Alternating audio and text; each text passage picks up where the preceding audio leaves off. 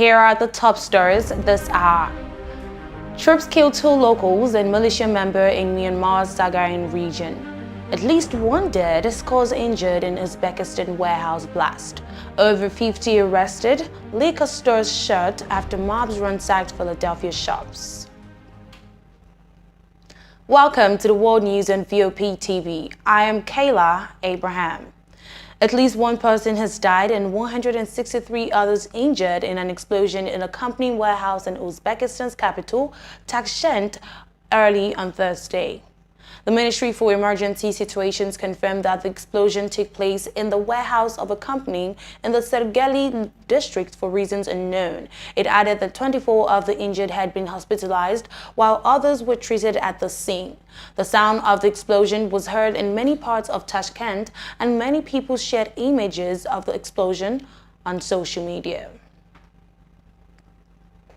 Elsewhere, Taiwan's president has launched the island's first domestically made submarine for testing on Thursday at a port in Quanzhou, Taiwan. The submarine, if successful in its test, will be a major breakthrough for Taiwan in shipbuilding and design. President of Taiwan, Tsai Ing-wen, stated at the launch ceremony that building the submarine is the concrete realization of their resolution to protect Taiwan. Submarines are an important piece of equipment for the Taiwan Navy to develop asymmetric combat power in terms of strategy and tactics. The U.S. has been pushing Taiwan to develop asymmetric warfare strategies by investing in smaller and lighter weapons, such as the reduced-size submarine. After 7 years of design and construction, the prototype will begin tests in the harbor before heading to the ocean. The submarine is named Haikun after a fish in Chinese mythology called kun, with legendary proportions. It will only be handed over to the military after passing both its harbor and ocean-faring test. Taiwan plans to build another submarine if successful, with both to be deployed by 2027. Taiwan began the expensive and time-consuming task of building its own submarines after Beijing prevented it from purchasing such craft from abroad through use of economic and diplomatic threats. Meanwhile, Israel has reopened a key crossing with the besieged Gaza to Palestinian workers after shutting it during violent protests that saw the army launch strikes targeting Hamas military post. The Israeli authorities had initially closed the Erez crossing, the only gateway for Palestinian pedestrians from the besieged Gaza, for the Jewish New Holiday on September 15. But they extended the closure, citing security reasons following daily demonstrations along the border that left several protesters dead and injured in clashes with Israeli soldiers. While patients seeking medical treatment and foreigners had been allowed to use the crossing, thousands of Palestinian workers from the coastal enclave had been banned from entering Israel. On Wednesday evening, Kogat, the Israeli defense body responsible for Palestinian civilian affairs, stated that the crossing would reopen for workers from Thursday morning. The Palestinian Civilian Affairs Ministry confirmed the crossing had reopened. Elsewhere, India imposed a curfew in the capital and some areas of its restive state of Manipur on Thursday after scores of students were injured in the violence following protests against the alleged abduction and murder of 2 students. Ethnic violence has plunged the northeastern state bordering Myanmar into what many security experts describe as an intense civil war fought over land, jobs, and political clouds between its 2 largest local groups. According to a senior police official based in the state's capital, the indefinite curfew had to be implemented in Imphal and some other districts. He added that the situation was extremely tense after armed mobs vandalized an office of the ruling political party and hurled petrol bombs at 2 police sites. Since the violence first erupted on May 3, more than 180 people have been killed and over 50,000 have fled their homes in Manipur. More than half the state's population of 3.2 million belongs to the Meitei community, while the Kuki community, who make up about 43% live mostly in the hills. Protests reignited over the alleged kidnapping and killing of 2 students of the Meitei community who had gone missing in July after their bodies were found this week. Now, in recent weeks, protesters across Ukraine have been gathering to demand that local and regional governments reorient their budgets away from municipal projects and instead dedicate as much money as possible to the country's war effort. On September 27, in the largely Russian-speaking southern port of Odessa, a crowd numbering in the low hundreds gathered in an attempt to persuade the city council plans to rehabilitate a district courthouse and instead put the money towards the purchase of drones and tourniquets for local units fighting on the front. While the Wednesday morning gathering attracted a comparatively small crowd, weekend rallies regularly attract more than 1,000 participants. Now, dozens of people faced criminal charges on Wednesday after a night of social media-fueled mayhem in which groups of thieves, apparently working together, smashed their way into stores in several areas of Philadelphia, stuffing plastic bags with merchandise and fleeing. The state police disclosed that they made at least 52 arrests. According to Jane Rose, spokesperson for the Philadelphia District Attorney's Office, burglary, theft and other counts have been filed so far against at least 30 people. The flash mob-style ransacking on Tuesday night at dozens of stores, including Foot Locker, Lululemon and Apple outlets, came after a peaceful protest over a judge's decision to dismiss murder and other charges against a Philadelphia police officer who shot and killed a driver, Eddie Arizari, through a rolled-up window. According to Liquor Board spokesperson Sean Kelly, at least 18 state-run liquor stores were broken into, leading the Pennsylvania Liquor Control Board to close all 48 of its Philadelphia retail locations and one in suburban Cheltenham on Wednesday. No employees were hurt, but some were understandably shaken. Now, Republicans are launching their much-heralded impeachment inquiry into the business dealings of President Joe Biden and his son, Hunter. The event has been given the title "The Basis for an Impeachment Inquiry of President Joseph R. Biden, Jr." and features a lineup of academics and former Trump administration officials. As the name suggests, the hearing will focus on setting the legal and constitutional framework for the impeachment inquiry rather than digging more deeply into any other specific allegations against Biden. James Comer, the chair of the committee holding the hearing, disclosed in a statement that the House Oversight Committee is to present evidence uncovered to date and hear from legal and financial aspects about crimes the Bidens may have committed as they brought in millions at the expense of U.S. interest. The testimony of the witnesses appears to be intended to provide some context to the Republican accusations that Biden benefited illegally from his son Hunter's international business dealings. Now, junta troops have killed a People's Defense Force member and 2 civilians in Sagaing Region's Pale Township this week. Pale People's Administration disclosed this on Thursday. According to the administration's group's Kwe Sowing's residents of Naoing Korn village fled ahead of a morning raid by around 80 soldiers on Tuesday. When some returned later in the day, troops arrested and killed 3 of them. Kwe Sowing stated the 3 People's Defense Force members managed to escape but were hit and injured by artillery fragments. Pro-junta Telegram channels stated the 3 Defense Force soldiers were also killed. The junta spokesperson for Sagaing, Sai 99, Kwe told reporters that he was not aware of the incident. It's not known if the latest raid was carried out by the junta's notorious column, although the method of killing was similar to their tactics. Now, the top nuclear envoys of South Korea, the United States and Japan on Thursday has denounced North Korea's constitutional amendments to enshrine its policy on nuclear force. South Korea's chief nuclear negotiator, Kim Gun, and his U.S. and Japanese counterparts Sung Kim and Haruki Namazu, respectively, held a conference call to discuss the outcome of Pyongyang's key parliamentary meeting and their joint responses to its growing nuclear threat. North Korea has stipulated the policy of strengthening its nuclear force in the Constitution at the 14th Supreme People's Assembly held on Tuesday and Wednesday. During the meeting, leader Kim Jong-un stated that trilateral security cooperation between South Korea, the US, and Japan poses the worst actual threat and vowed to bolster the country's nuclear capability. The nuclear envoy strongly condemned North Korea's continued pursuit of nuclear weapons while ignoring the crumbling livelihoods of its people. They strongly condemned that North Korea has more openly revealed its nuclear ambition by adopting the constitutional amendment in the Supreme People's Assembly that stipulated its nuclear force policy. The trio urged Pyongyang to halt its nuclear threat and other provocations, vowing to closely coordinate with the international community to make progress on its denuclearization. The envoys also agreed to closely monitor for signs of North Korea's third attempt to launch a military spy satellite, an arms trade with Russia following their bilateral summit earlier this month.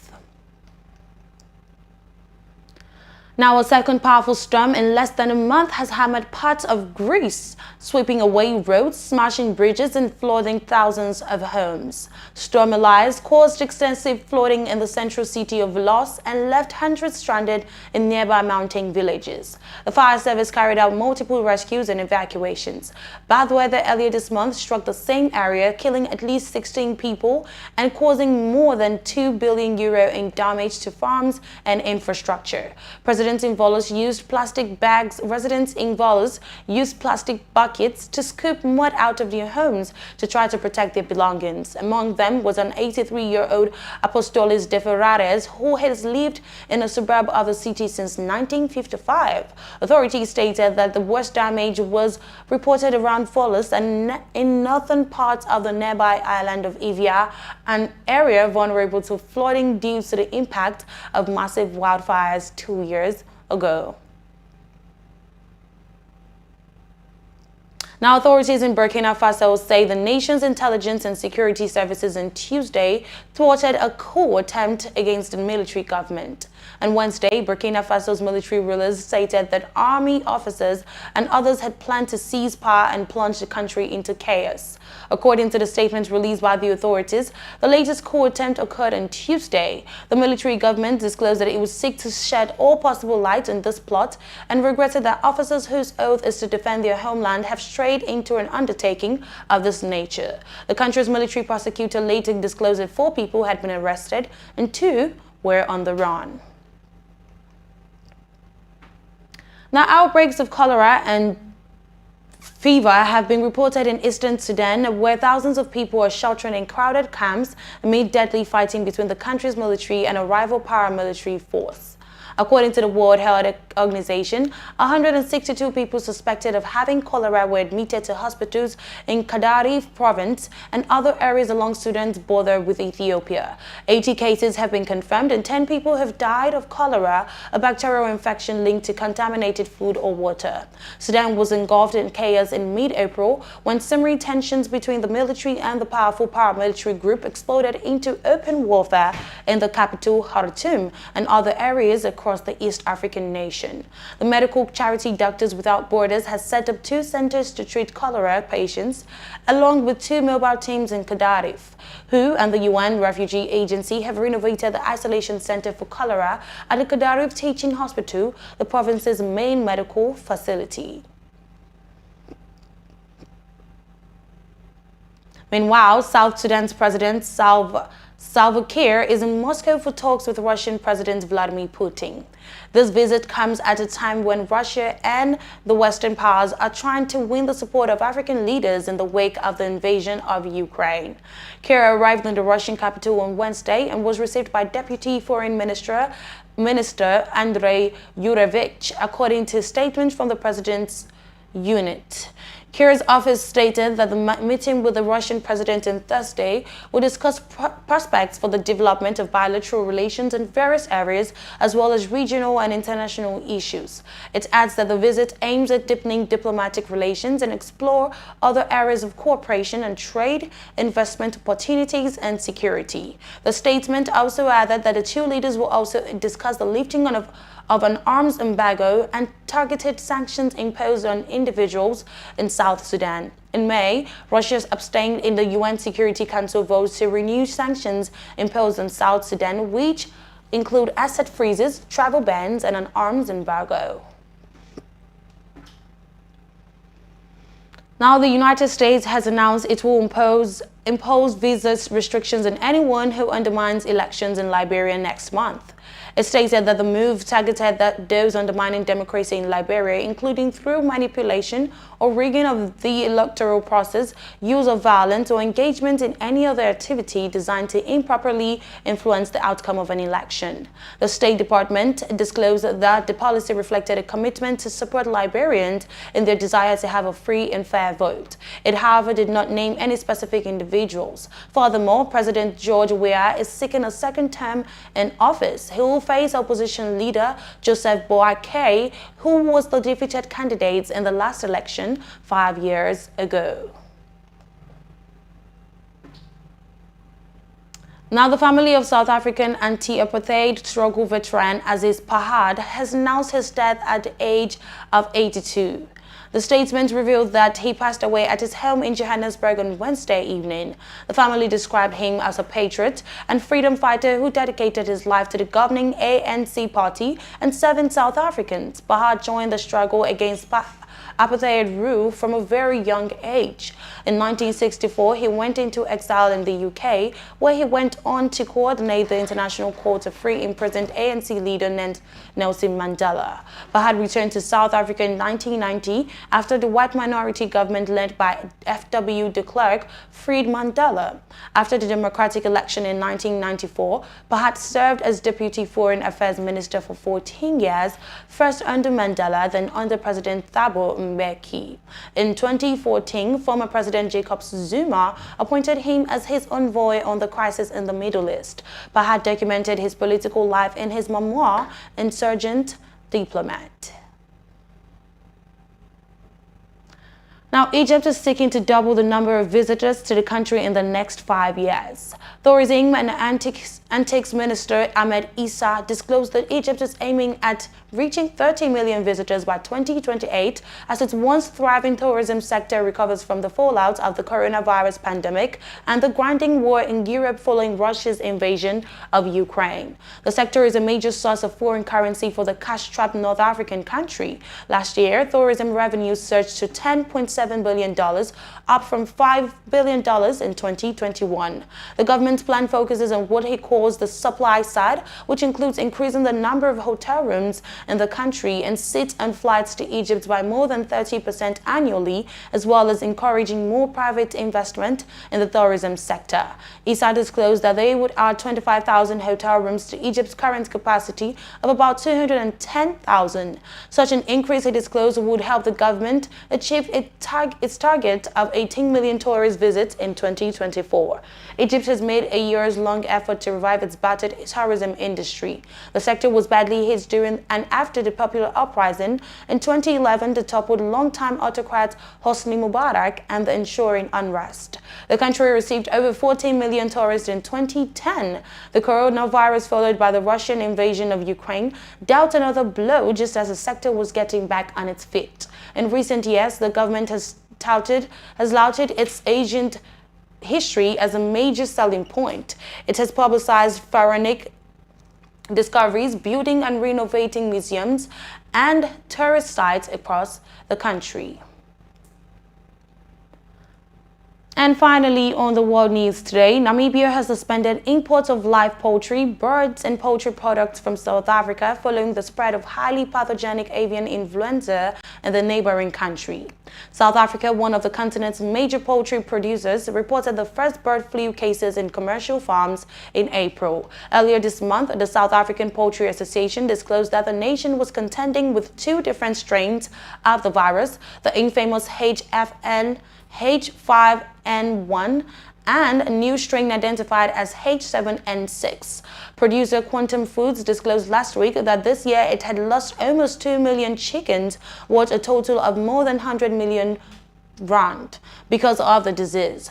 Bird flu does not typically infect humans, but H5N1 is increasingly infecting mammals worldwide, raising fears it could pass on more easily to people. The virus has typically been confined to seasonal outbreaks, but since 2021 cases have emerged year-round and across the globe, leading to what experts say is the largest outbreak ever seen.